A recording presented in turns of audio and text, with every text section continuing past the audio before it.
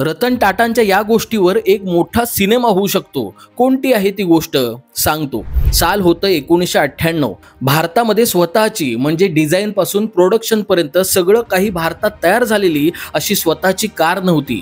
तेव्हा रतन टाटांनी इंडिका नावाची स्वदेशी कार लॉन्च केली। दुर्दैवाने तो प्रोजेक्ट फसला।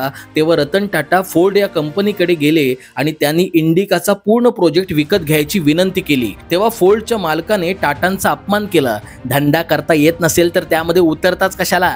तुमचा हा प्रोजेक्ट विकत घेऊन मी तुमच्यावर उपकार करतोय असं फोर्डचा मालक म्हणाला। तेव्हा टाटा तेथून रागाने निघून गेले। पुढे वेळ बदलली आणि फोर्ड ही कंपनी दिवाळखोरीत निघाली। तेव्हा टाटांनी फोर्ड या कंपनीचे जॅग्वार आणि लँड रोवर हे प्रोजेक्ट विकत घेतले। तेव्हा फोर्डचा मालक म्हणाला की रतन टाटा, तुम्ही हे प्रोजेक्ट विकत घेऊन आमच्या फोर्ड या कंपनीवर उपकार करताय।